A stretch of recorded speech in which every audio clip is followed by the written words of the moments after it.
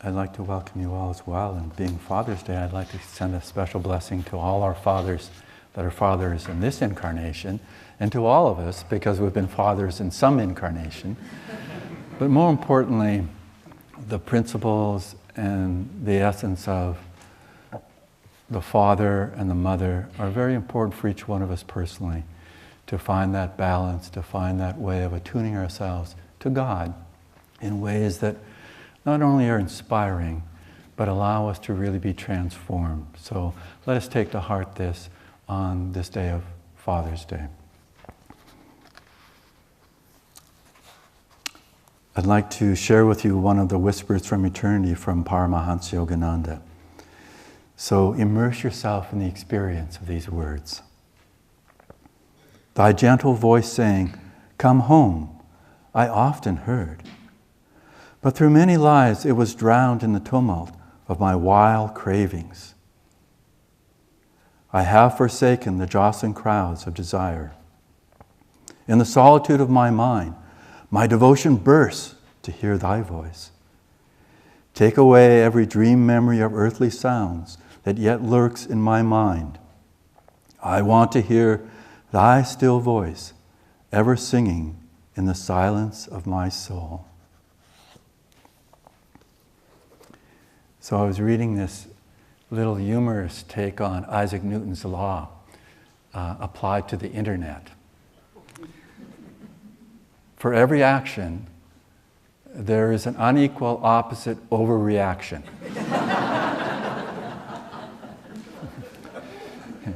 It is humorous. And it does apply very aptly to the internet. But you know, it actually applies to every part of our lives.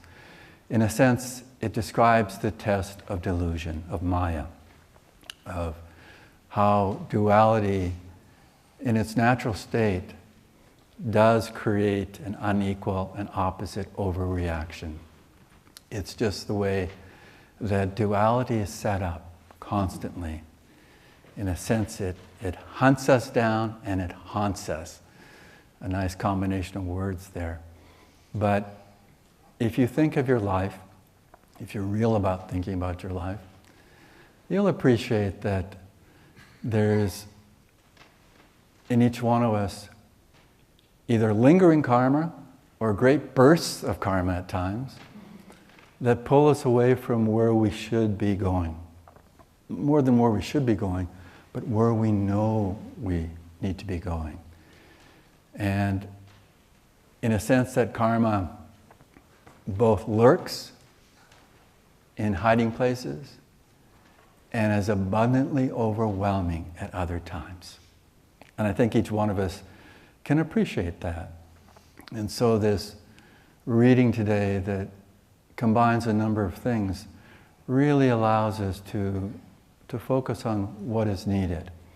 You know, again, this is, I think, the third reference point in these readings at Sunday service to the Mary and Martha story and different aspects of it. But there are layers of it that are important to really tune into as well. I think for us as devotees, even from the very beginning of our spiritual journey, we're cognizant, we're conscious that we're moving in this journey to our real destination, that there's always the possibility of refining to some degree what we're taking in, what we're absorbing. And the emphasis of activity can be a little bit distorted at times for us. Because we're in a world of duality, there's a natural and very normal perception that when we're talking as devotees about activity, it's outward activity. And as I said, that's going to be how we normally would relate to it. Our seva, that service, is outwardly. But in the expanded interpretation commentaries on these scriptural sayings for today, from the book Rays of the Same Light. Parvati read from the book Rays of the One Light. But Rays of the Same Light is a more extended commentary on these verses, both from the Bible and the Bhagavad Gita. And Narayan has mentioned that their hope is to republish the Rays of the Same Light books. So victory to us. But Swami Kriyananda, in his commentary, makes this very important refinement, this distinction about activity.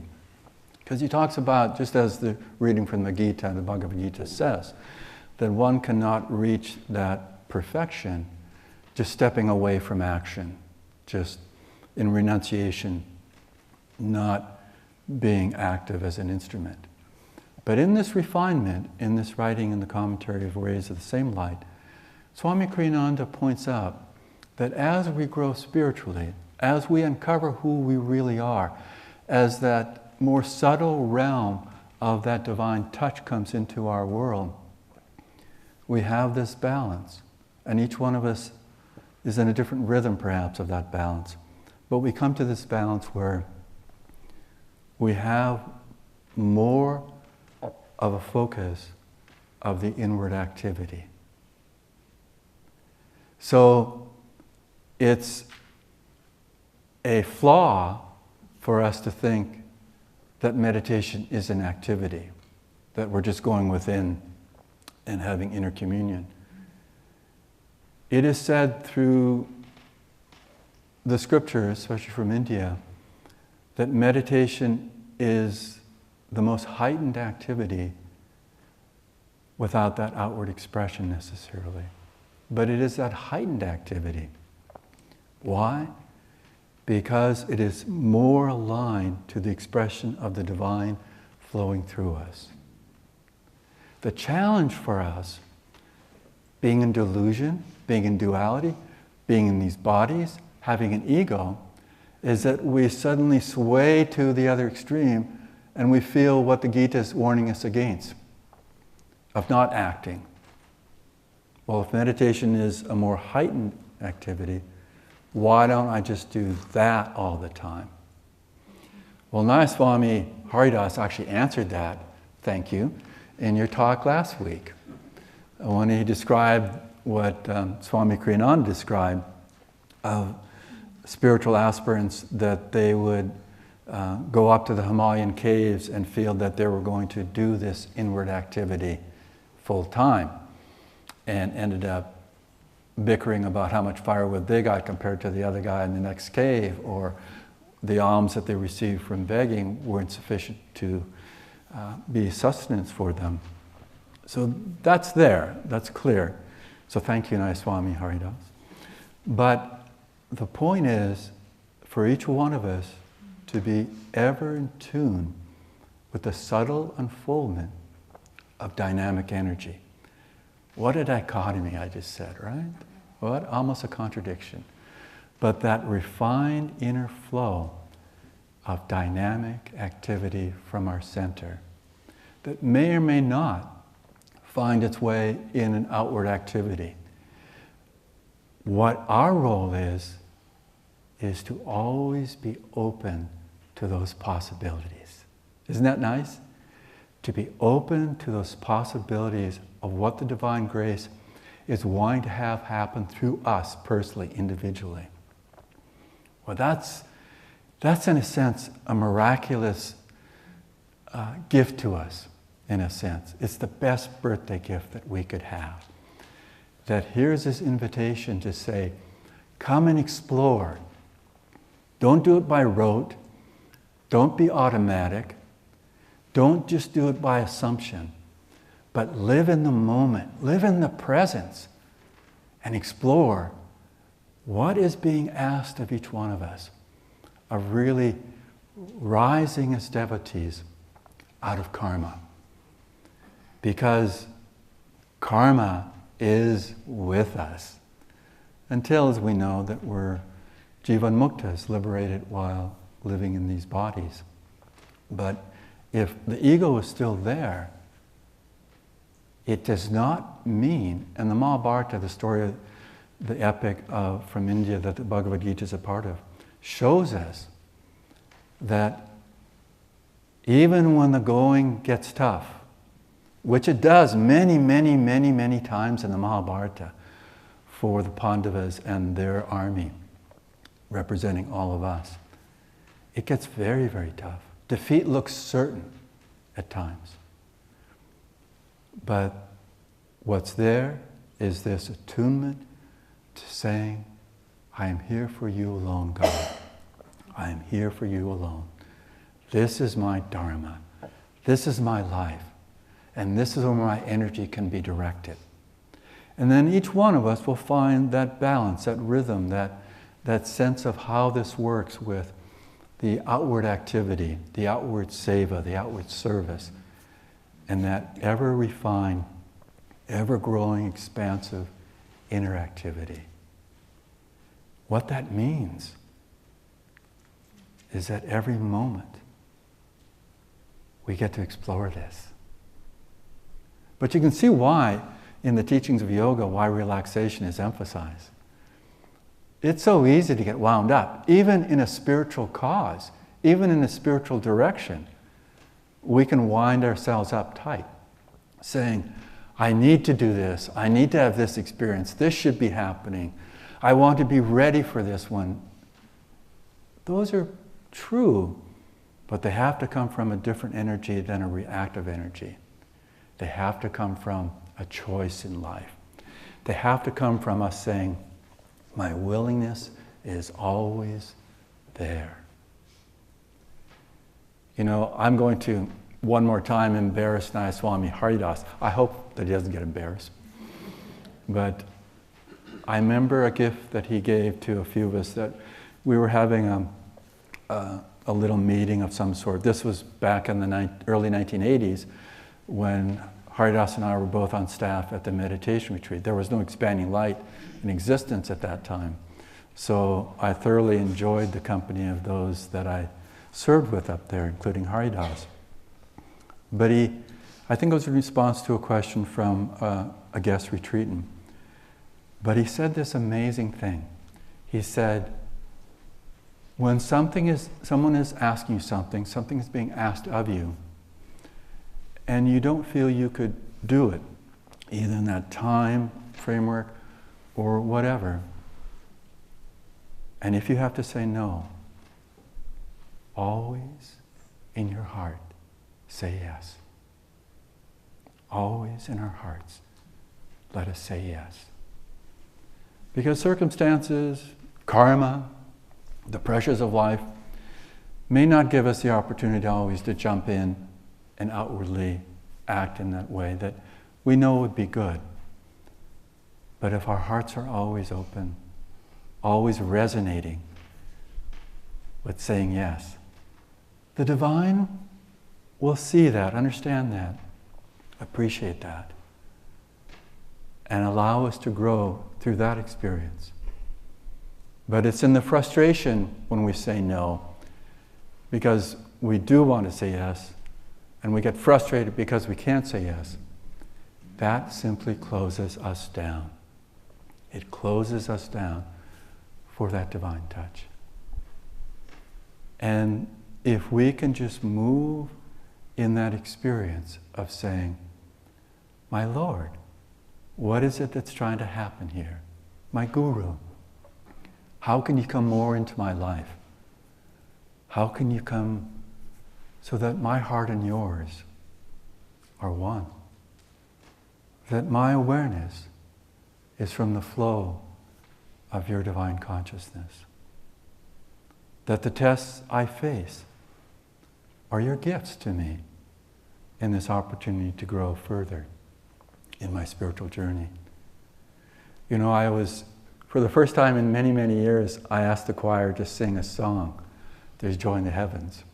Because I'm always intrigued, not asking them, to see what they end up singing and see if it actually fits to what I could possibly talk about. And sometimes it's changed what I'm going to talk about because of that. But for whatever reason, I woke up the other day and I thought, let's have this song, There's Joy in the Heavens. But I was reading this little humorous thing just 2 days ago, so after I had said to sing this song, where it's a collection of either church bulletin things that, in the daily bulletin or the Sunday bulletin that a church puts out, or the signs in the marquees in front of the church. And this one said in the bulletin that today we'll have the final sermon from our pastor that's leaving. And then the choir will sing, "Praise God, joyful praise." So I was thinking, after I asked for there's joy in the heavens, that maybe that applied to me. There's joy because maybe this is Pranaba's last talk. But this is odd, maybe. But that made me ponder, what if it is my last talk? Because we always have the possibility of suddenly this life not being here in the physical plane. We've had a few people that have left their bodies recently in Ananda's world. And you never know when that will happen. And I was thinking, we always want to have the feeling of that song, "There's joy in the heavens." Because in this moment, remember this. This is obvious, but we need to be reminded. This is the only moment we live. Everything else is an illusion, in a sense. But of course, the next moment will happen, and the moment after that will happen, and so forth. But we want to live in each of those moments, not doing something to live in those moments, but to live in this moment. I've always enjoyed with the technique of Hong Sa, when I occasionally drift into some amazingly subconscious state while doing that technique, that I remind myself of this very, very simple point, that all I'm doing is watching one breath with one Hong Sa. And then I'm watching one more breath with one Hong Sa. And it just orients it so differently than thinking I've got 20 minutes to do Hong Sa and then I'm going to do this other technique and so forth. But just saying, no, all I'm doing is in this moment. I'm not doing 20 minutes of Hong Sa. That will happen. But what I'm doing is tuning in, feeling God's presence, feeling that Hong Sa isn't a technique I'm doing, but I'm immersed in the experience of that technique in that moment. And so when we talk about how we act, how do we, as instruments of activities, what's really going on? Ask that question to yourself. You won't always remember that in the busyness of activity, but every once in a while, even if the whirlwinds are really turbulent, just find that point of inside that whirlwind where we ask with real deep sincerity, with real openness, how can I be with you more, God? Guru, how can our hearts merge more? Because that invitation, it allows us to be more open in that moment. Even if we forget God, we forget that our Guru is always blessing us. They are always blessing us. They haven't forgotten us. And so if we just be there with that deepest willingness, as much as that depth is there in that moment, it may seem shallow at times. It may seem superficial because of doubts that harangue us at times. Just be there as much as we can. The divine will always respond. Let us live in that experience. That is how devotees rise. Blessings to you.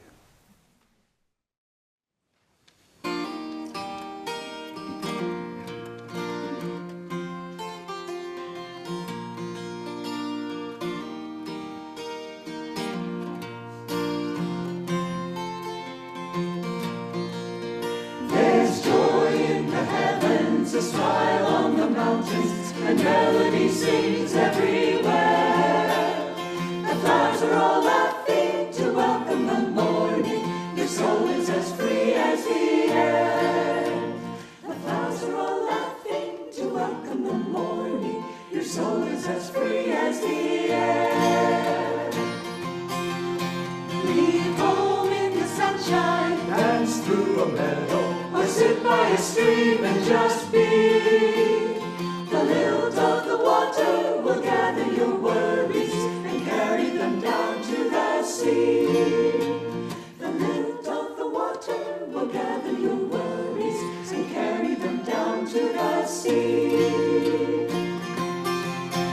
Men hunger for freedom, but don't see their dungeon is only the thought that they're bound. Desires are their shackles, the hope that tomorrow the doorway to joy will be found. Desires are their shackles, the hope that tomorrow the doorway to joy will be found. there's joy all around us. Why wait till tomorrow? We've only this moment to live. The heaven within us is ours for the finding, a freedom no riches can give.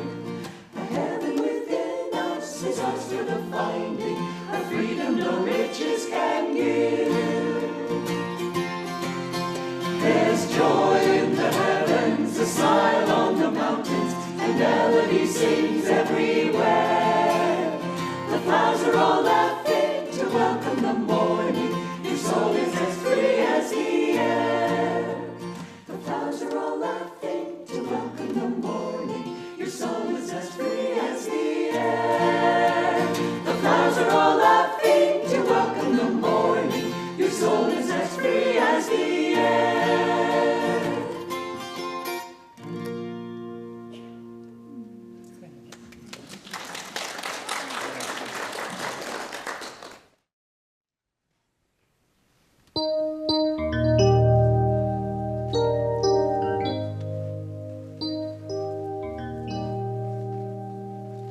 Long I've called you, my Lord, long I've called you.